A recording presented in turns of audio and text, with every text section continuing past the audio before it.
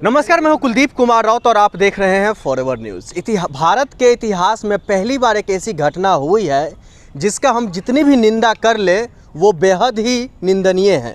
अपने आप में शर्म आती है जो हमारे देश के चीफ जस्टिस ऑफ इंडिया पर हमला हुआ।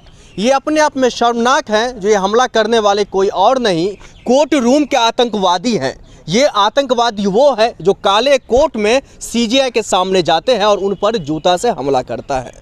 सीजेआई साहब ने इन मामलों को लेकर के दरियादिली दिखाते हैं। वो ये कहते हुए इन तमाम मामलों से दरकिनार कर देते हैं जो कुछ नहीं, ठीक है हमला किया, ठीक है उनका जूता वापस कर दो, और यहाँ तक कि पुलिस से उनको जो है छुड़ाने का भी कामकाज किया है। इस मामला पर चर्चा करेंगे दर्शकों। इस पर हमारे साथ जून मेसी जी हैं।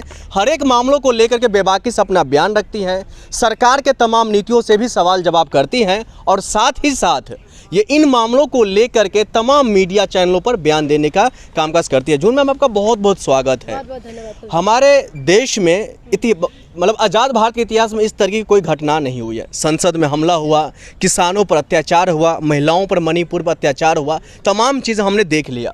लेकिन ये सीजेआई पर हमला होना किस तरीके से और कैसी मनोदिशा दर्शाती है देश के लिए और ख़ास तौर पर सुप्रीम कोर्ट के लिए? पिक्चर तो अभी बाकी है मेरी दोस्त। ये डायलॉग सुना है तुमने? हाँ, ओम शांति हम में डायलॉग था कि इन्हीं की जो सरकार में सब कुछ तो तुमने काउंट करवा दिया। मणिपुर देख लिया, किसान देख लिया, ये देख लिया, वो देख लिया। अब पिक्चर तो अभी बाकी है। अब तो सीजीआई को देखा है तुमने। हाँ, इनकी बार बार जो ये लोग कर रहे हैं ना, ये करके बस यही दिखा रहे हैं कि वो मनुवाद को किस तरीके से आगे बढ़ा सकते हैं।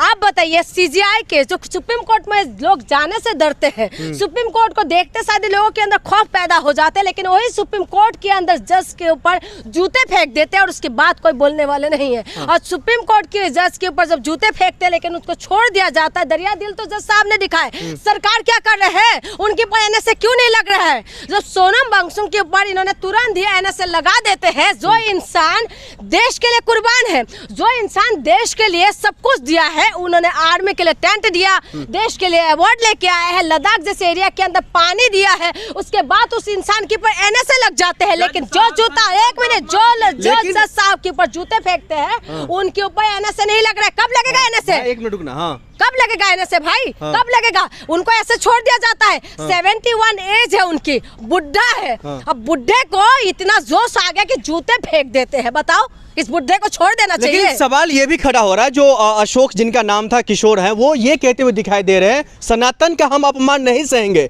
चाहे सड़क पर हो, संसद में हो या फिर कोर्ट के अंदर क्यों ना हो। ए बुढ़े, तुझे इतना सनातन का अगर रक्षा ही करना था तो सनातन का रक्षा करते हो। जब बेटियों के साथ बलात्कार होते तो बुढ़ा कहाँ छुपा हुआ था?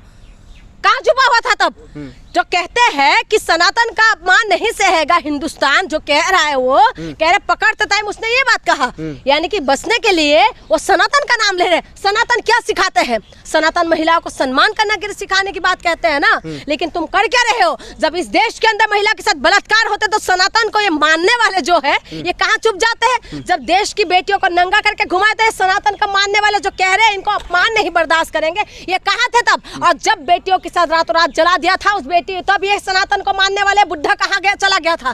कहाँ चला गया था? इनके सपोर्ट में तमाम लोग जो आ रहे हैं उनसे भी मैं सवाल करना चाहती हूँ। जो तुम लोग कह रहे हो कि अब तुम लोग उनकी सपोर्ट में आ रहे हो, सीजीआई को जूते मारने की सपोर्ट में आ रहे हो, यानी कि तुम लोग दलित विरोधी हो।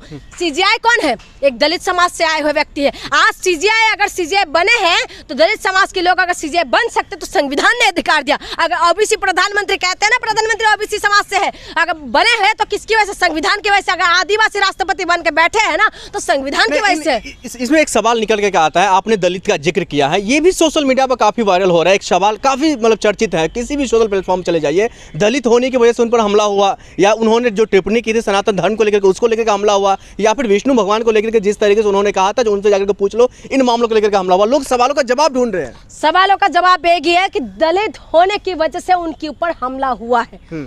ठीक है, बाकी और कुछ नहीं है। ये सनका हुआ है, ये बुढ़ा चटिया गया है पूरी तरीके से। इनका दिमाग की संतुलन खराब हो गया था, इसीलिए इस तरीके की हरकतें कर रहे थे।